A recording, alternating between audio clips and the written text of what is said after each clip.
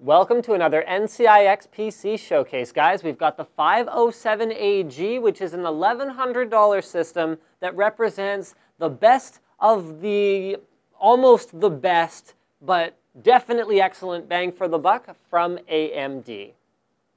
Oh, did I mention that it has a brand new, wicked awesome graphics card in it? Yeah, you heard it here.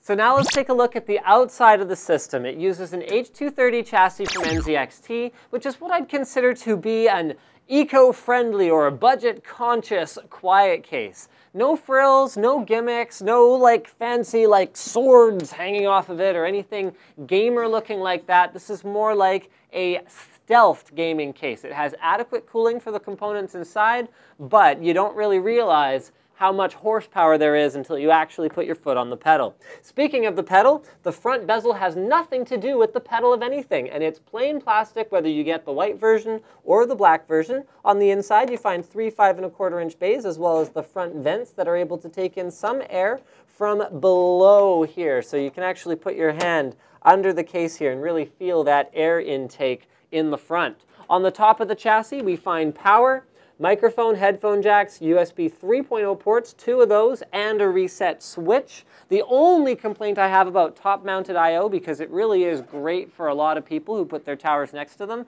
is that from time to time, cats can step on them and cause unexpected reboots. On the side panels, you find not a whole lot except, yes, more ventilation for those front fans. So between the bottom and the sides, you're going to be able to get a fair amount of air in there, and it'll become more apparent why we need all that intake once we open up the system. On the back, we find 8 USB 3.0 ports, 2 eSATA ports, a PS2 keyboard mouse combo port, SPDIF optical out, as well as Gigabit Ethernet, 7.1 audio, and I should mention that all those USB 2 ports are 3x power, which is great if you're using high-powered peripherals on unpowered hubs. Very, very handy. And then finally, 2 DVI ports, a display port, and an HDMI port on the graphics card below, allowing you to run multi-monitor iFinity, whether it's for gaming or whether it is for productivity. Opening up the system, we find some pretty juicy hardware. Now, first of all, you got some noise dampening foam. This isn't the high density noise dampening foam that you would usually find on a more premium silent case, but it's not going to hurt matters at all, and it may just help a little bit. More important than that is probably just the fact that it has just solid steel side panels on all sides, and then a front panel that doesn't have any front-facing ventilation because that helps block the noise from the user. We find an extremely clean interior. This is something NZXT does exceptionally well across their line of cases, and that is enable excellent cable management. So that, coupled with the 750-watt M12II modular power supply from Seasonic, means that you can hardly find any cables inside. The CPU is cooled by a Corsair H40 in push-pull configuration, so that is with 2 fans, and it is an FX 8320, which is AMD's lowest end 8-core, which is often a great route to go if you're building a value system because you're getting all 8 of the cores, and you can do the overclocking later on your own, but of course you can spend less than you would on the more expensive CPU. The overclocking ceiling might be a little bit lower, but you're still going to get the bulk of the performance you'd get out of the more expensive chip.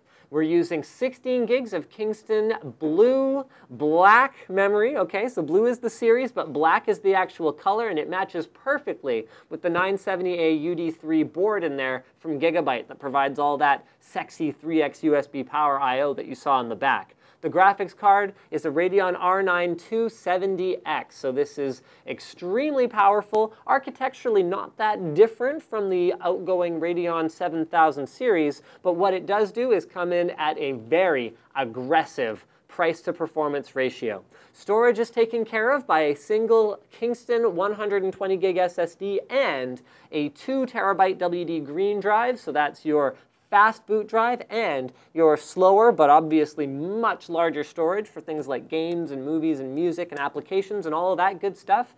And I think that pretty much covers everything that's inside except for the physicality. Physicality. At the front, one of the drive cages has been removed from this configuration, and this is for a very good reason. It enables much freer airflow from the front of the case directly onto the graphics card, which in a configuration like this, where you're liquid cooling the CPU, is going to be the most important component to get fresh air delivered to.